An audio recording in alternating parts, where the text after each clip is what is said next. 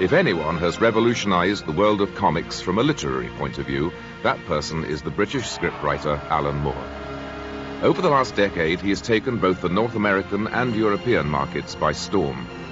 His work on traditional characters has achieved two things: that readers again buy stories about superheroes, and that they can never take them seriously again. Furthermore, the creation of new series, together with the best artists, raises the literary level of comics to reach new, more cultured and demanding readers. A century of staring at the ceiling, longing to stretch, to yawn without the jaw falling off, longing to rub the cobwebs from your sockets with yellow pebbles.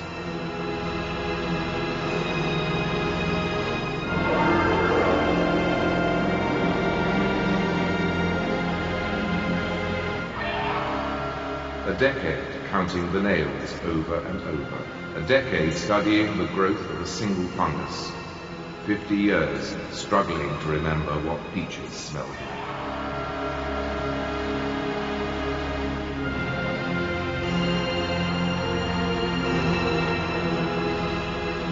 Generation after generation of beetles pass before your unblinking gaze.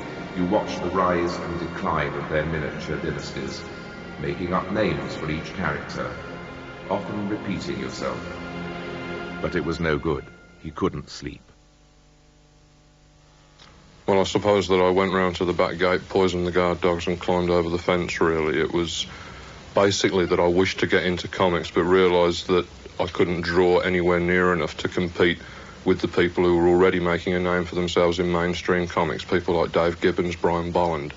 What I decided to do was to go into comics through the easier route of sending in strips to the music press, where the standards weren't so high, and where it was much easier to come across as God's gift to the comics industry without really trying. So for a couple of years, I worked up on strips for the music press, gradually learning my craft until I was ready to actually move into comics proper as a writer.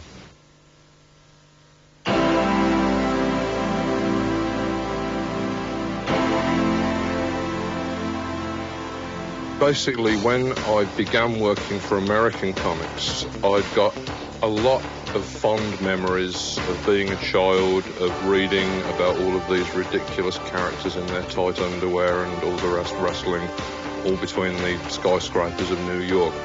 And when I was approached to actually write for American comics, obviously I'd got a lot of nostalgic material to draw on, in that I'd read these comics since I was a child of 7. At the same time, I was old enough to realise that the material in those comics would have been laughable and simplistic for an audience in the 1980s, much as it had pleased me in the 1960s. What I decided to do was to try and take the characters that I'd loved so much when I was younger and see if I could fit them into a 1980s world, see what would happen to them if you applied the same logic to them as applies in the rest of our society, because comic book characters exist in a very different world to ours. They never grow older. They never seem to have to face up to any responsibilities for the things they do. I mean, when Superman and some supervillain or other knock down half of Metropolis during one of their fistfights, you never actually see who has to clean it up or who has to pay for the damage. What I wanted to do was to try and make the characters that I'd grown up with fit in terms of the real world as I understood it now, and to make them relevant to that world. I think that was basically what I was attempting. I wanted to say that people who are superior at physical fighting might not necessarily be superior morally, that their motivations might not be so squeaky clean and perfect as comic books have traditionally led us to believe, that sometimes people dress up in costumes because it excites them sexually. Sometimes they dress up in costumes because of egotism. In very few cases can I imagine anybody in the real world dressing up in a silly skin-tight costume with their underwear outside their trousers, unless they did have some form of psychological problem. I suppose in some of my stories, notably the very few Superman stories that I wrote, I did still tend to treat Superman as an icon, as an almost mythical figure. That's because with Superman, with his 40 years of history, he has somehow built up an aura around him. He is a classical, mythical figure. In most instances, however, I would rather perhaps... I don't know as I'd like to completely destroy the mythic resonance of comic characters, but I'd perhaps like to interpret it in a different way. In my series Swamp Thing, the central character, who had previously been a slime-encrusted version of Hamlet, basically, and that he just walked around covered in mud and feeling sorry for himself. In that book, I tried to get something genuinely mythical into it. I tried to make it a myth that would work in the 1980s. I tried to take Swamp Thing and turn him into a physical embodiment of the environment. Tried to use him as a symbol for everything that's happening with our ecology, with our planet. And in that sense, I was still staying very true to the mythic subtext of comics, but I was using it in a fashion by which I might be able to employ a little social criticism.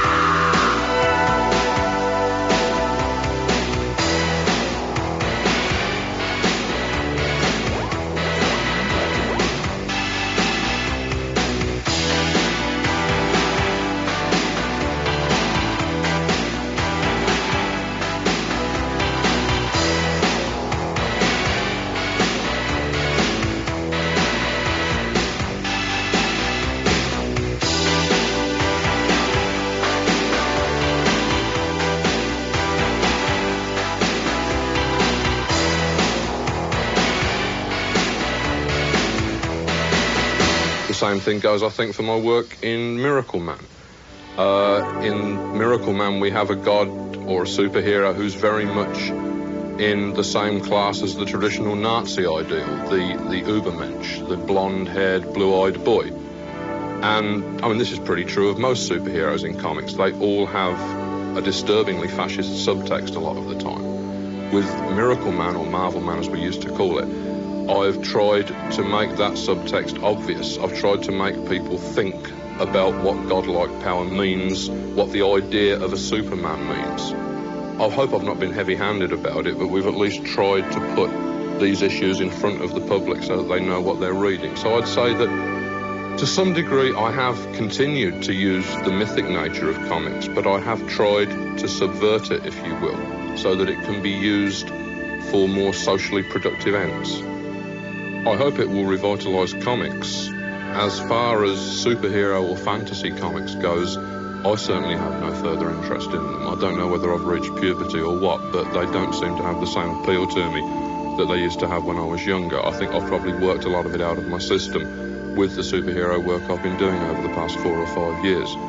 I think that comics have certainly benefited from the new ideas that have been emerging over the last 18 months, not just mine, but ones by Frank Miller, the Hernandez brothers, Art Spiegelman, and so on. They've certainly received much more critical attention, serious critical attention, than they ever have before. As far as the superhero goes, however, as I say, for my part, I'm more or less finished with it. I don't think that when I was doing Watchmen or when Frank Miller was doing Dark Knight, that we really intended to save the superhero. I think it was more of an assassination job. Certainly with Watchmen, after finishing that, I really can see no point, at least on my own part, for ever doing any superhero material again. I've said all that I wanted to say.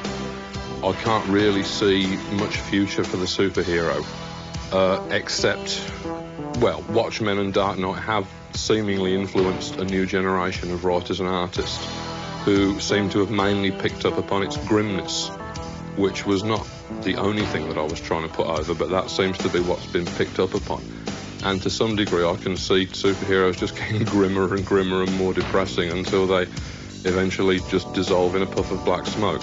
I think I probably prefer that to happen rather than to see the same old ideas and cliches being trotted out for another 30 or 40 years.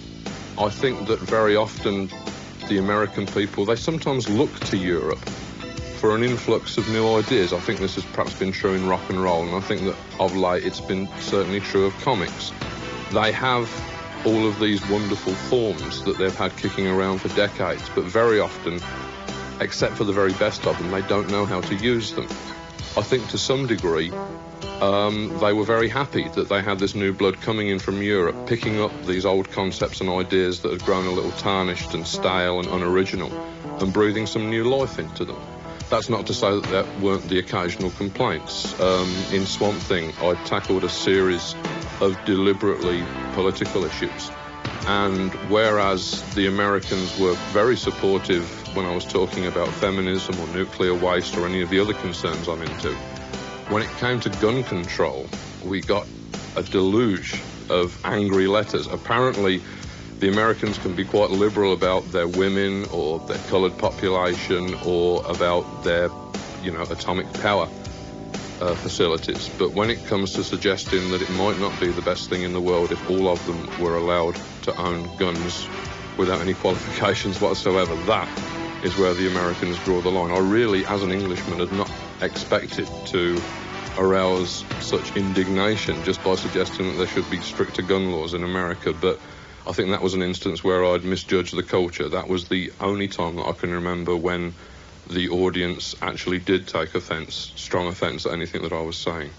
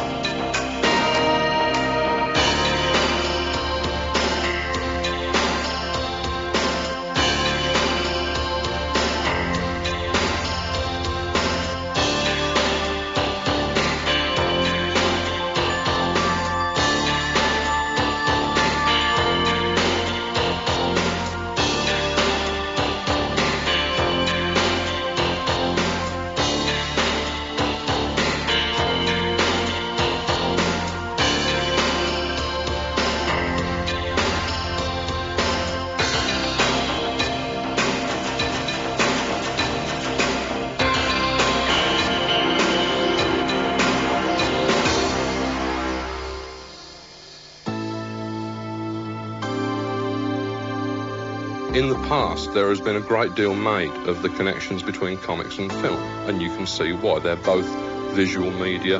They both tell their stories in a succession of pictures. And it's certainly true that a comic artist or writer who's got a grasp of cinematic techniques will probably do a better job than one who hasn't. But I'm very aware of the fact that if comics are only seen in relation to cinema, then the best they'll ever be is films that don't move, and that isn't good enough. Comics, like any other form of art, they have an area of things that they can achieve that no other medium can. Now, with Watchmen, taking, for example, the scenes in Watchmen where we suddenly zoom in past the characters upon a comic that one of the characters in the strip is reading, we zoom into the story in the comic, and so we have a pirate story that one of the characters in Watchmen is reading. Now, that gives us a lot of opportunities for striking dramatic counterpoints between the very grim modern-day world of Watchmen and the equally grim and barbaric 17th century world of the pirate story. In a film, I really can't see how that could be achieved so easily.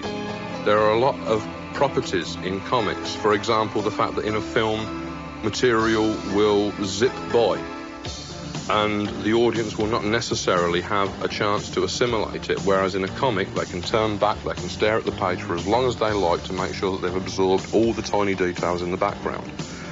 Now, to some degree, this was what we set out to do with Watchmen, to do a comic that had effects in it, that did things that no other medium could attempt. And to some degree, the parallel narratives, the way of intercutting one scene with another, was a part of that. Yes, you can do it in movies with a split screen, but not half as effectively as if you have all the images upon one page at the same time in front of you. And so I suppose that was the reason why I did it. Basically, Watchmen was an opportunity to showcase some of the abilities of comics which have perhaps not had much of an airing before.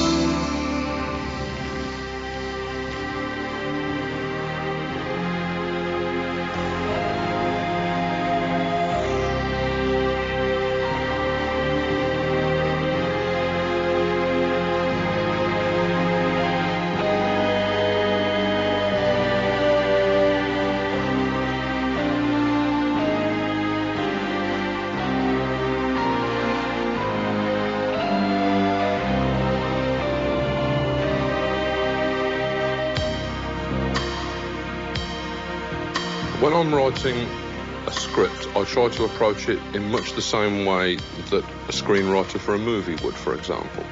I try to give the artist maximum information while at the same time not encroaching upon their freedom any more than I have to. I try to remember that the artist has got a much better graphic imagination than I have. But at the same time, artists have their off days. I mean, if their entire family had been wiped out by Hurricane Gilbert over the weekend, when they came to sit down on Monday morning, they might not be feeling in the best of moods for starting upon one of my comic strips. In that instance, what I try to do, if their head is a complete blank, if they don't have one single visual idea, what I try to do is to give them as much information as possible so that they have a jumping off point, and they also have a very clear idea of what I want to get out of the scene.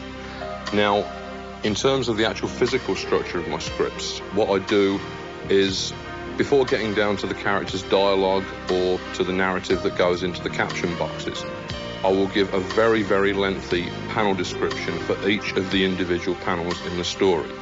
This will basically tell the artist what the camera angle should be for the scene. You know, should it be looking down from the ceiling? Should it be looking up from the floor? It will tell them where the characters are standing, what their body language implies, what sort of facial expressions they have. It will tell you about the lighting. It will tell you about any extraneous background details. It will tell you basically about the whole physical scene, its atmosphere and its ambience. Now, once I've given that information to the artist, well, you can't afford to be a prima donna about it. As I say, the artist's got a better visual imagination. If he looks at all of that description and, having understood what you're after, decides that he's got a better way to achieve it, then I think that it's the essence of collaboration, that you let him go ahead with that. You let him express his creativity. I think there's nothing worse for a comic than tying an artist down and insisting that he follows your directions. That doesn't allow him any creative input of his own. And I think comics being a collaborative medium, it's really important that both halves of the equation are having the best time possible and expressing themselves as fully as possible. So basically, by doing my scripts like that, I try to eliminate as many problems in advance as I can do.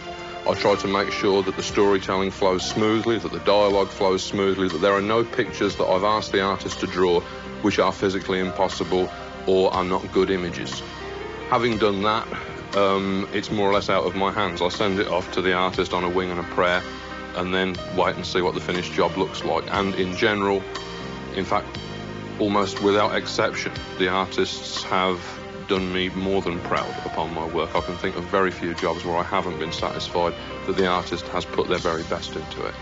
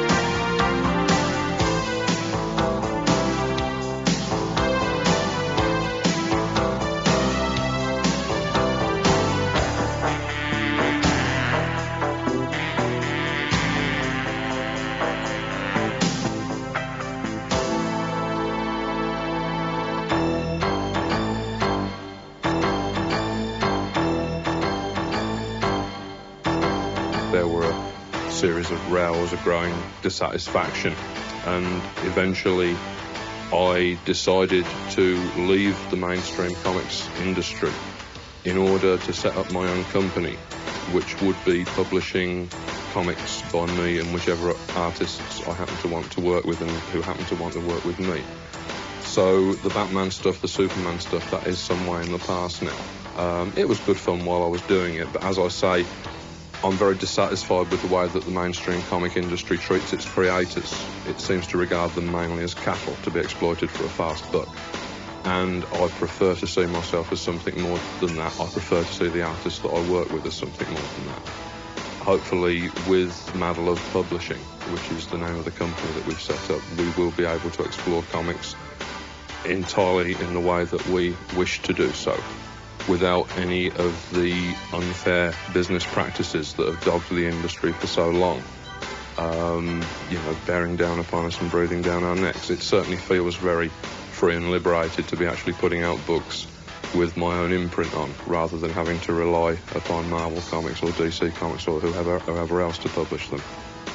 Following on from this, we will be publishing my first major new novel since Watchmen, which is a 12-part series called The Mandelbrot Set, which I'll be doing with Bill Sienkiewicz. It's a big departure from science fiction and superheroes. What I've basically come to the belated realisation of is that the world around me, the real world that I live in, is much, much weirder than any alien planet that I could ever hope to imagine. I think I've started to come to the same conclusion that the science fiction writer J.G. Ballard has, that Earth is the last truly alien planet, and that is the planet that I hope to be exploring in all of my future work.